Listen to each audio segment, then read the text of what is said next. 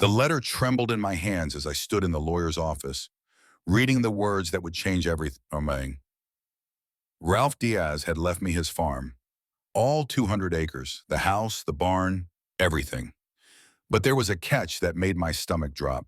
His son, Jerry Hernandez, was contesting the will, claiming I had no right to inherit from a man I had never even met. The irony was not lost on me. At 18, I was finally aging out of the orphanage system, and suddenly I had family. Dead family who remembered me, and living family who wanted nothing to do with me. Kevin Sanchez, the estate lawyer, cleared his throat. He was a kind man in his 50s with gentle eyes behind wire-rimmed glasses. Mr. Diaz was very specific about this inheritance. He knew about your existence through your mother, Lisa Cook. She was his daughter, though they had been estranged for years before her death. I sank into the leather chair across from his desk, my mind reeling. Lisa Cook, my mother's name on my birth certificate, the only connection I had ever had to any family. The orphanage had told me she died when I was 2, that there was no other family. They said I was alone in this world. Before we see how this ends, tell us where you are watching from and hype this video in the comments. This story gets even more incredible from here. But let me start from the beginning, because the journey to that lawyer's office was 18 years in the making. St. Mary's Home for Children in downtown Portland had been my world for as long as I could remember. The brick building with its narrow windows and institutional green walls was home to 43 kids at any given time. I was one of the lifers, the ones who never got adopted, never got fostered long-term. By the time I turned 16, I had stopped hoping for a family and started preparing for independence. Evelyn Smith ran the place with an iron fist wrapped in a velvet glove. She was tough but fair, and she made sure we all learned life skills. Cook, clean, balance a checkbook, fill out job applications. She knew most of us would age out of the system, and she wanted us ready. I was good at school, great actually. Books were my escape, and learning came easily. I had dreams of college, maybe becoming a teacher or a social worker, giving back to kids like me. But dreams cost money, and 18-year-olds aging out of foster care do not typically have college funds waiting for them. The day before my 18th birthday, Evelyn called me into her office. She had that look on her face, the one she got when she had news that would change someone's life. Sometimes it was good news, like when little Tommy got adopted by the Mitchell family. Sometimes it was hard news, like when we learned that Sarah's mom had died and she would not be going home after all. "Angela Brooks, sit down," she said, gesturing to the chair across from her cluttered desk. "I have something that belongs to you." She handed me a manila envelope, thick and official looking. My name was written across the front in careful cursive handwriting. Inside was a letter from a law firm in Milbrook, Oregon, a town I had never heard of, about an hour outside of Portland. The letter explained that Ralph Diaz, a local farmer, had passed away 3 weeks ago. In his will, he had left his entire estate to me, Angela Brooks, daughter of Lisa Cook. The lawyer, Kevin Sanchez, requested my presence at his office to discuss the inheritance. I read the letter 3 times before the words sank in. Then I looked up at Evelyn, who was watching me with careful eyes. "Did you know?" I asked her. "Did you know I had family?" Evelyn sighed and leaned back in her chair. "We knew your mother's name was Lisa Cook. We knew she died when you were 2, but there was no other information in your file. No family contacts, no emergency contacts. If this man was your grandfather, your mother never told us about him." That night, I lay in my narrow bed in the dormitory, staring at the ceiling and thinking about family. For 18 years, I had believed I was completely alone in the world. Now suddenly I had a grandfather I had never met who had remembered me in his will. But he was dead, so I would never get to ask him why he had never tried to contact me, why he had let me grow up in an orphanage when he was alive and apparently well enough to own a farm. 3 days later, I took the Greyhound bus to Milbrook. The town was exactly what you would expect from rural Oregon. Main Street had a diner, a feed store, a small grocery market, and not much else. The law office was above the bank, a narrow staircase leading to a door with frosted glass that read Kevin Sanchez, attorney at law. Kevin was waiting for me with coffee and a box of tissues. He had kind eyes and a gentle manner that immediately put me at ease. He explained that Ralph Diaz had been a fixture in Milbrook for over 40 years. He had bought the farm as a young man and worked it until his death at 73. He had never married, never had children of his own, but he had talked often about his daughter Lisa, who had run away when she was 17. Your mother and Ralph had a falling out, Kevin explained. She wanted to go to college, wanted to see the world beyond Milbrook. Ralph wanted her to stay and help with the farm. They argued, and she left. That was in 1995. Ralph never saw her again, but he never stopped looking for her. He found out about her death through a private investigator he hired about 10 years ago. The investigator also found out about you. Ralph has been watching your progress from afar ever since. He knew about your grades, your achievements, your plans for college. He wanted to contact you, but he was afraid you would reject him the way Lisa had. I felt a strange mix of emotions, anger that he had known about me but never reached out, sadness that I had missed the chance to know him, gratitude that he had remembered me in his will, and underneath it all, a growing sense of belonging that I had never felt before. Then Kevin delivered the news that complicated everything. Jerry Hernandez, Ralph's neighbor and closest friend, was contesting the will. Jerry claimed that Ralph had promised him the farm years ago, that he had been like a son to Ralph, and that it was unfair for a stranger to inherit what should rightfully be his. Jerry has been working Ralph's land for the past 5 years, Kevin explained. Ralph was getting older and could not handle the physical demands of farming anymore. Jerry has been essentially running the operation, and he believes that gives him a claim to the property. The legal battle would take months, maybe years. In the meantime, I was welcome to stay on the property, but I should know that Jerry was not happy about the situation. Kevin gave me the keys to Ralph's house and directions to the farm, along with a warning to be careful around Jerry.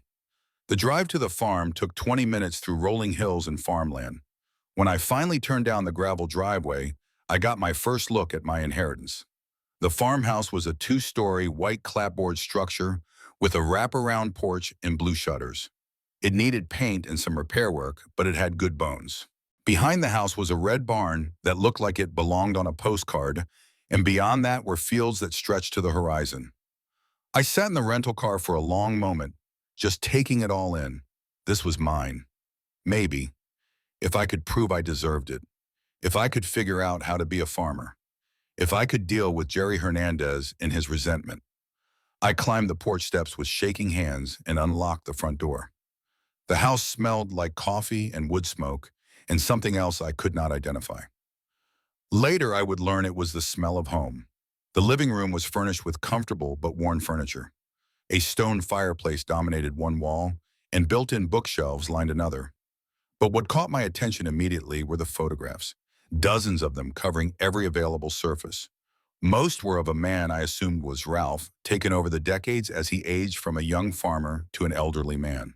But scattered among them were pictures of a young woman with dark hair, and my eyes, Lisa, my mother. I picked up one of the photos, a picture of Lisa at maybe 16 standing in front of the red barn with a huge smile on her face. She looked happy, carefree, nothing like the troubled young woman who had ended up pregnant and alone in Portland. The kitchen was old-fashioned but functional, with a gas stove and a farmhouse sink. On the kitchen table was another envelope with my name on it, this one in the same careful handwriting as the one from the lawyer's office. Inside was a letter from Ralph, dated just 2 weeks before his death. Dear Angela, it began, if you are reading this, then I am gone, and you are finally here where you belong. I know you must have questions, and I know you must be angry that I never contacted you while I was alive. I hope this letter will help you understand. Your mother was the light of my life. When your grandmother died in a car accident, when Lisa was 15, it was just the two of us against the world. I thought we were a team. I thought she understood that the farm was our legacy, something we would build together and pass down to future generations. But Lisa had bigger dreams. She wanted college, wanted to travel, wanted a life beyond Milbrook. When she told me she was leaving, I panicked. I said things I should not have said. I told her if she left, she should not bother coming back. I thought she would change her mind. I thought she would stay. She left the next morning while I was out in the fields. I came home to find a note saying goodbye and her promise ring on the kitchen table. I was too proud to go after her. I kept thinking she would come back on her own, that she would realize the farm was her home. Years passed, I hired private investigators, but the trail always went cold. Then, 10 years ago, I finally found out what happened to her. She had died in Portland when you were 2 years old. Drug overdose. The investigator told me about you, about St. Mary's, about how smart and strong you were, despite everything you had been through. I wanted to contact you immediately, but I was afraid. What if you hated me for not finding you sooner? What if you rejected me the way Lisa had? What if I failed you the way I failed her? So I watched from afar and told myself I would reach out when you turned 18, when you aged out of the system and needed help most. But time ran out for me. My heart gave out before I could find the courage to meet you. So instead, I am leaving you this letter and everything I have. The farm, the house, the land, all of it is yours. Not because you are my blood, though you are, but because you deserve a home. You deserve to belong somewhere. I know Jerry will fight this. He is a good man, but he is bitter about not having children of his own, and he sees this farm as his legacy. Do not let him intimidate you. You have every right to be here. This is your inheritance, your birthright, your home. There is more I want to tell you, but words on paper feel inadequate. Explore the house, read the journals I kept, look through the photo albums, get to know your mother through my memories of her. Get to know me through the life I built here. And if you decide to stay, know that you will have my love and support even though I am gone. Welcome home, Angela. You are not alone anymore. Love, your grandfather, Ralph. I cried then, sitting at that kitchen table in a house that belonged to me, holding a letter from a grandfather I would never meet. For the first time in my life, I felt connected to something bigger than myself. I had a history, a legacy, a place in the world that was mine by right. But the moment of peace did not last long. I heard the sound of a truck pulling into the driveway, and through the kitchen window, I saw a man getting out of a battered pickup. He was tall and lean, with graying hair and the weathered face of someone who had spent his life working outdoors. This had to be Jerry Hernandez. He knocked on the front door, but it was not a friendly knock. It was sharp and demanding. When I opened the door, he looked me up and down with obvious disapproval. "So you are the mysterious granddaughter," he said. "I am Jerry Hernandez. I have been taking care of this place for the past 5 years while Ralph was sick." I introduced myself and invited him in, but he shook his head. "I am not here for pleasantries," he said. "I am here to tell you that you do not belong here. You never even met Ralph. You do not know the first thing about farming, or this land, or what it takes to make a living here. Ralph was not thinking clearly when he made that will. He was grieving and sick, and probably feeling guilty about your mother." I felt my temper flare, but I kept my voice calm. "Mr. Hernandez, I understand you are upset, but Ralph made his decision. I am not going anywhere."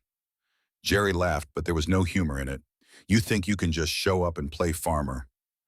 This is not a hobby, girl. This is a business. You will be bankrupt within a year, and then what? You will sell to some developer who will turn it into a subdivision."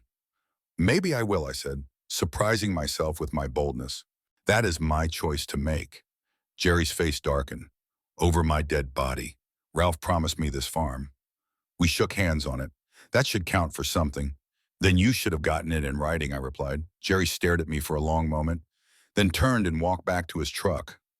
As he drove away, I realized I was shaking. I had just made an enemy of the one person who knew how to run this farm, the one person who could have helped me learn. But I was not going to be intimidated. I had spent 18 years in a system that tried to break kids like me, and I had survived. I could handle one angry neighbor. That first night in the farmhouse was both wonderful and terrifying. I slept in what had been Ralph's room, a simple space with a double bed, a dresser, and more photographs of my mother. I lay awake for hours listening to the sounds of the countryside. No traffic, no sirens, no sounds of other kids crying or fighting, just the wind in the trees and the distant sound of cattle. The next morning, I began exploring my inheritance in earnest. The house was full of treasures. Ralph had kept everything that belonged to my mother. Her bedroom was exactly as she had left it, complete with teenage posters and a diary that made me cry as I read about her dreams and frustrations. In Ralph's study, I found ledgers documenting the farm's finances going back decades. The operation was profitable, but barely. Most of the income came from leasing the fields to Jerry, who grew wheat and corn. There were also a small herd of cattle and a vegetable garden that Ralph had maintained for his own use. I also found a stack of letters from the private investigator Ralph had hired. The man had been thorough. There were reports on my academic progress, copies of my school awards, even photographs of me at various school events. Ralph had been watching over me for years, proud of my achievements, even though we had never met. The barn was a revelation. It was bigger than it looked from the outside, with stalls for horses, storage for equipment, and a loft full of hay. Everything was well maintained despite Ralph's age. Jerry had clearly been taking good care of the property. As I was exploring the loft, I heard voices below. I looked down to see Jerry talking to another man, someone I did not recognize. They were looking at some of the farm equipment, and their conversation was intense. I could not make out all the words, but I heard enough to understand that Jerry was making plans that did not include me. He was talking about expanding the operation, buying more equipment, planting different crops. He was acting like the farm was already his. I climbed down from the loft, and both men looked up in surprise. "Can I help you?" I asked.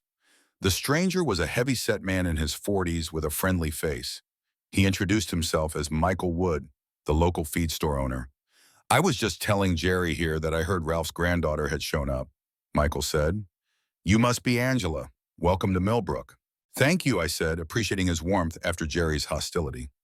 Michael turned to Jerry. "I guess this changes your plans for expanding the operation." Jerry's jaw tightened. "Nothing has changed. The will is being contested. Angela here will be gone soon enough." Michael looked uncomfortable. "Well, I should get going. Angela, if you need anything at all, you come see me at the feed store. Ralph was a good customer and a good friend. Any family of his is welcome in my store." After Michael left, Jerry and I stood in awkward silence for a moment. "Look," I finally said, "I know you think I do not belong here. Maybe you are right, but I am not leaving without a fight. This farm is all I have. It is the only family I have ever known, even if I never got to meet Ralph. If you want to help me learn how to run this place, I would appreciate it. If not, I will figure it out on my own." Jerry studied me for a long moment. "You really think you can make a go of this place?" "I do not know," I admitted, "but I am going to try." Something in my honesty seemed to reach him. His expression softened slightly. "Ralph was a stubborn man," he said finally, "but he was fair. If he left this place to you, he must have had his reasons. It was not much, but it was a start." Over the next few weeks, I threw myself into learning everything I could about farming. I read Ralph's journals, studied his ledgers, and spent hours online researching agricultural techniques. Michael Wood became an unexpected ally, stopping by regularly to check on me and offer advice. The legal battle with Jerry was moving slowly. Kevin Sanchez assured me that the will was solid, but Jerry had hired his own lawyer and was determined to fight.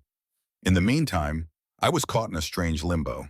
I owned the farm, but I could not make any major decisions about its future until the legal issues were resolved. Jerry and I maintained an uneasy truce. He continued to work the fields, and I continued to learn.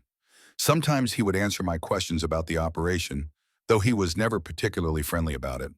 I got the sense that he was testing me, waiting for me to give up and go back to Portland. But I was not going anywhere. For the first time in my life, I felt like I belonged somewhere. The farmhouse was becoming home in a way that St. Mary's never had. I was learning to cook in Ralph's kitchen, reading his books by the fireplace, falling asleep to the sound of wind through the wheat fields. One evening in late September, I was sitting on the front porch when a car pulled into the driveway. A woman got out, someone I had never seen before. She was in her 50s, with graying blonde hair and kind eyes. She walked up to the porch with a covered dish in her hands. "You must be Angela," she said. "I am Karen Morris. I live about a mile down the road. I brought you a casserole." "Thank you," I said, accepting the dish gratefully. I had been living mostly on sandwiches and canned soup. Karen settled into the porch swing next to me. "I was a good friend of your grandfather's," she said. "He talked about you all the time, especially these last few years." "He did." "Oh, yes. He was so proud of your grades, your achievements. He showed me your school pictures, told me about your plans for college. He regretted not contacting you, but he was afraid you would not want anything to do with him." "I wish he had tried," I said. "I wish I had gotten to know him." Karen smiled sadly. He was a good man, but he carried a lot of guilt about your mother. He blamed himself for her leaving, for what happened to her. He thought if he had been a better father, she would have stayed, would have been safe. We sat in comfortable silence for a moment, watching the sun set over the fields. Jerry Hernandez stopped by my place yesterday, Karen said eventually. He is telling people that you will not last the winter, that you will sell the farm and move back to the city. What do you think? I asked. Karen studied me for a moment. I think Ralph knew what he was doing when he left this place to you. I think you have more steel in you than Jerry gives you credit for. October brought the first real test of my resolve. The harvest was coming in, and Jerry needed help with the combines and the grain trucks. It was backbreaking work, and I had never done anything like it before. But I was determined to prove that I belonged here, that I was not just some city girl playing at being a farmer. I worked from dawn to dusk, learning to operate equipment, helping load trucks, doing whatever needed to be done. My hands blistered and my back ached, but I did not complain. Jerry watched me with grudging respect as I kept up with the work. Olivia Gomez, who ran the local diner, started packing me extra lunches when she heard I was working the harvest. She was a motherly woman in her 60s who seemed to have adopted me as one of her own. "You are too thin," she would say every time I stopped by the diner. "You need to eat more if you are going to be doing farm work." The whole town seemed to be watching my progress with interest. Some people, like Michael and Karen and Olivia, were clearly rooting for me. Others seemed to share Jerry's skepticism about my chances of success, but everyone was polite, and I began to feel like I was becoming part of the community. The legal battle was finally coming to a head. Kevin called to tell me that Jerry's lawyer was pushing for a settlement. They wanted to split the farm, giving Jerry the fields and equipment while I kept the house and a few acres around it. "Absolutely not," I told Kevin. "This farm stays together." That is what Ralph wanted. The mediation session was scheduled for the first week of November. Jerry and I would finally have our day in court, so to speak, and a judge would decide who had the stronger claim to Ralph's legacy. The night before the hearing, I sat in Ralph's study, reading through his journals one more time. I found an entry from just 6 months before his death that made my heart ache. "I saw Angela's graduation picture in the paper today," he had written. "She is valedictorian of her class, headed to college on a scholarship. She looks so much like Lisa at that age, full of hope and possibility. I should have contacted her years ago. I should have been there for her the way I was not there for Lisa. But I am a coward, and now it may be too late. My heart is failing, and the doctors say I do not have much time left. All I can do now is make sure she knows she has a home here, that she is not alone in the world the way I let her mother be alone." I closed the journal and looked around the study. The walls were lined with photographs of 3 generations of my family. Ralph as a young man, full of dreams and ambition. My grandmother, who had died too young. My mother, rebellious and beautiful and lost. And scattered among them, pictures of me that Ralph had somehow obtained over the years. This was my family. This was my history. This was my home. And I was not going to let anyone take it away from me. The mediation session took place in Kevin's office. Jerry brought his lawyer, a sharp-dressed man from Portland, who clearly thought this was beneath him. I had Kevin, who knew every detail of Ralph's will and had prepared meticulously for this moment. Jerry's argument was simple. He had been like a son to Ralph. He had cared for the old man in his final years, had kept the farm running when Ralph was too sick to work. A handshake promise should count for something, and blood relations should not matter more than years of loyalty and service. My argument was equally simple. Ralph had made his wishes clear in a legally binding will. He had left the farm to me because he wanted me to have a home, because he wanted to make up for the years he had not been there for me or my mother. Jerry had been paid for his work over the years. He had no legal claim to the property. The mediator, a retired judge named Zachary Long, listened to both sides carefully. He asked pointed questions about Ralph's mental state when he made the will, about the relationship between Ralph and Jerry, about my plans for the farm. When Jerry's lawyer suggested that I was just a gold digger who would sell the farm to developers, I felt my temper flare. "Your Honor," I said, standing up despite Kevin's restraining hand on my arm, "I have spent the last 3 months learning to run this farm. I have worked the harvest. I have studied the books. I have talked to every neighbor and supplier and customer. I am not here for money. I am here because this is my home. This is the only family I have ever had, and I am not giving it up. Judge Long studied me for a long moment. Miss Brooks, what are your long-term plans for the property? I want to expand the operation, I said. I want to add organic vegetables, maybe start a farmer's market stand.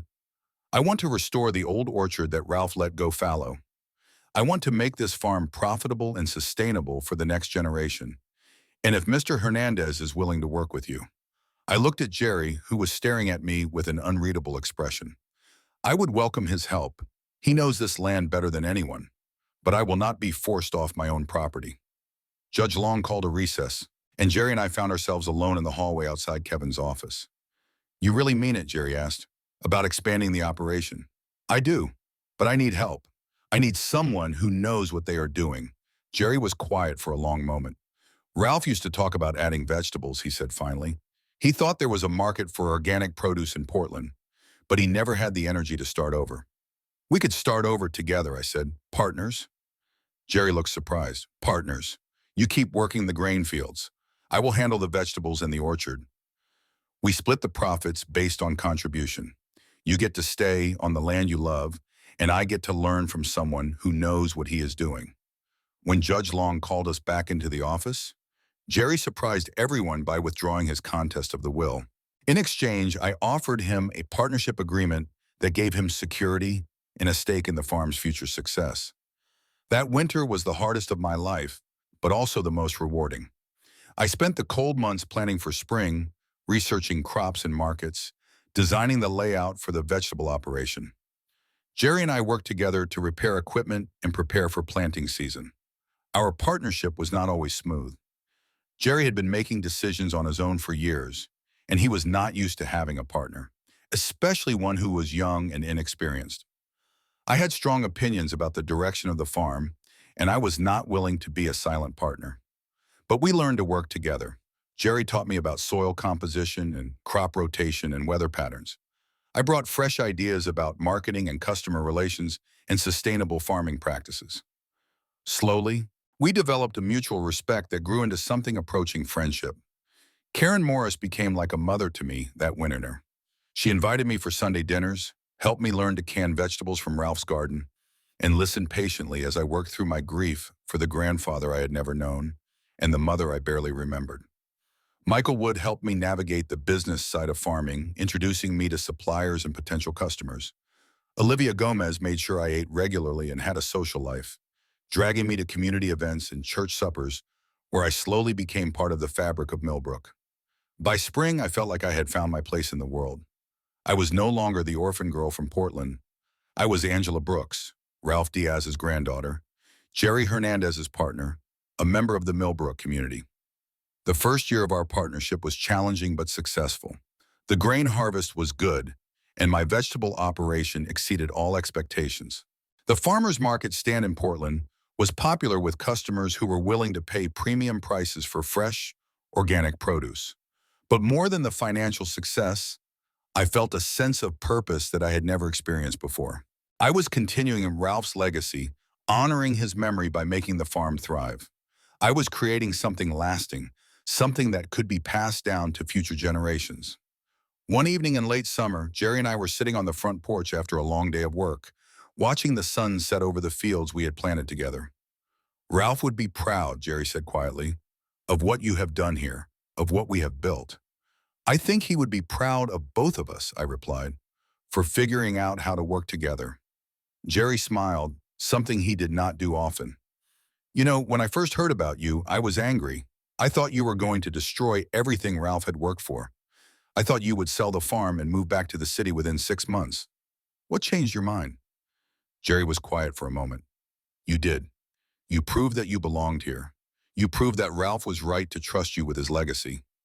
Now, 3 years later, I am sitting in the same spot where Ralph used to sit every evening, watching the sunset over fields that are more productive and profitable than they have ever been. The vegetable operation has expanded to include a greenhouse and a small orchard.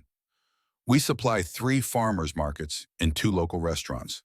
Jerry and I have become true partners, and more than that, we have become family.